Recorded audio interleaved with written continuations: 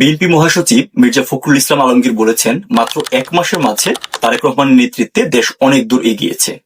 তাই ভাবলাম খোঁজ নিয়ে দেখি দেশ এখন কোথায় আছে। চলুন বোঝার চেষ্টা করা যাক বিএনপি সরকারের এই মেয়াদে কতদূর এগুলো বাংলাদেশ। তারেক রহমানের হাত ধরে যুদ্ধাপরাধী জামাতে ইসলাম সংসদে বিরোধী দলের মর্যাদা পেয়েছে। দণ্ডপ্রাপ্ত যুদ্ধাপরাধী এটিএম আজহার সংসদের প্রথম সারিতে বসার সুযোগ পেয়েছে। দণ্ডপ্রাপ্ত 7 যুদ্ধাপরাধীর জন্য শোক প্রস্তাব আনা হয়েছে সংসদে। সারা দেশে বিএনপি জামাতের লোকজন চাঁদাবাজির মচ্ছব শুরু করেছে। মাদ্রাসা, স্কুল, সরকারি প্রতিষ্ঠান, মুক্তিযোদ্ধার বাড়ি ভিটা কিছুই বিএনপি জামাতের চাঁদাবাজদের হাত থেকে নিস্তার পাচ্ছে না, রক্ষা পাচ্ছে না প্রতিবন্ধীর শেষ সম্বলটুকু। অন্যদিকে চাঁদার দাবিতে ঘরে ঢুকে গুলি করে হত্যার হুমকি দিয়া চাঁদাবাজ যুবদল নেতা জামিন পেয়েছে 16 ঘন্টার ভেতর। আইন শৃঙ্খলা পরিস্থিতির কোনো উন্নতি হয়নি। সরকারের প্রথম 2 সপ্তাহে খুন হয়েছে 40 জন। চট্টগ্রামে ফিল্মি কায়দায় ব্যবসায়ী বাড়িতে অত্যাধুনিক অস্ত্রশস্ত্র নিয়ে দিনে দুপুরে গুলি করে চালিয়েছে সন্ত্রাসীরা। ছিনতাইকারীর কবল থেকে রক্ষা পাচ্ছে না পুলিশ কর্মকর্তা, দুদকের মহাপরিচালক, এমনকি ভিক্ষুকও। খোদ আইজিপির বাড়িতে চুরি হয়েছে। সড়কে চলছে ভয়াবহ বিশৃঙ্খলা।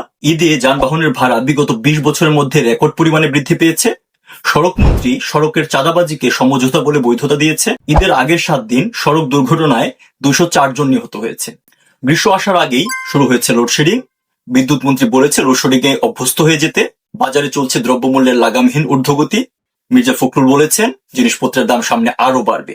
এদিকে গ্যাসের অভাবে একের পর এক বন্ধ হয়ে যাচ্ছে সার কারখানা সহ নানান ফ্যাক্টরি।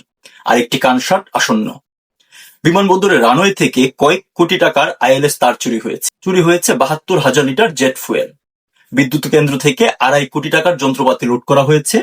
লুট হয়েছে পদ্মার তীর রক্ষা প্রকল্পের 13,000 জিও ব্যাগ। এমপি সাহেবকে 30% বুঝিয়ে না দেওয়ায় সন্ত্রাস বিরোধী আইনে জেলে যেতে হয়েছে ইউপি চেয়ারম্যানকে। বিএনপি এবং জামাতের নেতাকর্মীরা ভাগাভাগি করে নিচ্ছে দরিদ্রের জন্য বরাদ্দকৃত ভিজিএফ কার্ড। যাদের পাবার কথা তারা ফিরে যাচ্ছে খালি হাতে। খোদ রাজধানীর ঢাকার উত্তরায় মব সৃষ্টি করে পুলিশ আর্মির উপস্থিতিতেই গুড়িয়ে দেওয়া হয়েছে একটি শপিং কমপ্লেক্স।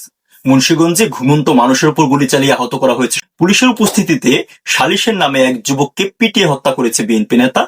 পাবনায় বিএনপির 2 গ্রুপের সংঘর্ষে গুলিবিদ্ধ হয়ে মারা গিয়েছেন একজন গৃহবধূ। ইউএনওর অফিস থেকে নিয়োগ পরীক্ষার খাতা ছিনিয়ে নিয়েছে জনৈক বিএনপি নেতা।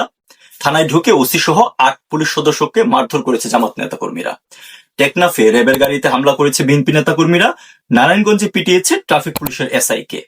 খুলনায় পুলিশ কর্মকর্তার মাকে গলা কেটে হত্যা করা হয়েছে। খামারবাড়িতে চাঁদার দাবিতে কৃষি কর্মকর্তাকে প্রাণনাশের হুমকি দিয়েছে ছাত্রদল নেতা। এমনকি সিলেটে মুরগি চুরি করেছে ছাত্রদল নেতা। যুক্তরাষ্ট্রের সাথে করা বাণিজ্য চুক্তিতে দেশের স্বার্থ বিরোধী কিছুই খুঁজে পায়নি বাণিজ্য মন্ত্রী। পররাষ্ট্রমন্ত্রী বরাতে আমরা জানতে পেরেছি এই চুক্তিতে বিএনপি এবং জামাত উভয়েরই সম্মতি ছিল। এদিকে পররাষ্ট্র প্রতিমন্ত্রী আমাদের জানাচ্ছে আমেরিকা আরো অনেক কিছু চায়, তথাপি সেই বাণিজ্য চুক্তি বাস্তবায়নে কাজ করে যাচ্ছে সরকার। এদিকে যুক্তরাষ্ট্র বাংলাদেশের অতি উৎপাদনশীলতা ও জোরপূর্বক শ্রমের বিষয়ে তদন্ত শুরু করেছে। দেশের জ্বালানি তেলের সংকট চরম আকার ধারণ করেছে। এশিয়ার মাঝে বাংলাদেশের তেলের মজুদ সর্বনিম্ন। রাশিয়া থেকে তেল কিনতে যুক্তরাষ্ট্রের অনুমতি চেয়েছে বাংলাদেশ সরকার। এদিকে ভারতকে অনুরোধ করা হয়েছে অতিরিক্ত জ্বালানি তেল সরবরাহ করতে। দিল্লি না ঢাকা স্লোগান আপাতত হিমাগারে। নারী নির্যাতন এবং ধর্ষণ ধারাবাহিকভাবে চলমান রয়েছে। 6 বছরের শিশু থেকে 60 বছরের বৃদ্ধা কেউই রেহাই পাচ্ছে না। মেয়েকে উত্ত্যক্ত করার প্রতিবাদ করায় খুন হয়েছে বাবা। ঈদের কেনাকাটা শেষে বাড়ি ফেরার পথে গণধর্ষণের শিকার হয়েছেন নারী। নারায়ণগঞ্জের জেলা বিএনপির আহ্বায়কের বিরুদ্ধে উঠেছে ধর্ষণের অভিযোগ। সারা দেশের সকল সরকারি হাসপাতালে শিশুদের অত্যাবশ্যকীয় টিকার ব্যাপক ঘাটতি চলছে। 11 থেকে 22 মার্চ কেবলমাত্র রাজশাহী মেডিকেল কলেজে হাম এবং নিউমোনিয়া আক্রান্ত হয়ে মারা গিয়েছেন 33 জন শিশু।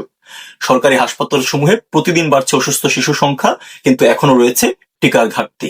এগুলো কেবলমাত্র গণমাধ্যমে প্রকাশিত সংবাদ। গণমাধ্যমে জায়গা হয়নি এমন ঘটনার সংখ্যা নিশ্চয়ই আরো বহুগুণ হবে। তাহলে কি ভালো কিছুই হয়নি এই সময়ে? চলুন সেটাও খোঁজার চেষ্টা করা যাক। আওয়ামী লীগ আমলে শুরু করা ফ্যামিলি কার্ডকে নতুন মোড়কে দেয়া শুরু করেছে এই সরকার। আওয়ামী লীগ আমলে 4 লক্ষ পরিবার ফ্যামিলি কার্ডের মাধ্যমে টিসিবি থেকে নামমাত্র মূল্যে নিত্য প্রয়োজনীয় জিনিস কিনতে পারলেও নতুন ফ্যামিলি কার্ড দেওয়া হয়েছে মাত্র 37,000 পরিবারকে। সেই অর্থ নেওয়া হয়েছে সরকারি কর্মকর্তা কর্মচারীদের জন্য বরাদ্দকৃত পে স্কেলের অর্থ থেকে। অর্থাৎ সরকারি চাকরিজীবীদের বহুল প্রত্যাশিত পে স্কেল হিমাগারে চলে গিয়েছে। মন্ত্রী মহোদয় অবশ্য বলেছেন চাকরি না পোষালে ছেড়ে দিতে। তারেক রহমান খাল কাটা কর্মসূচি শুরু করেছে।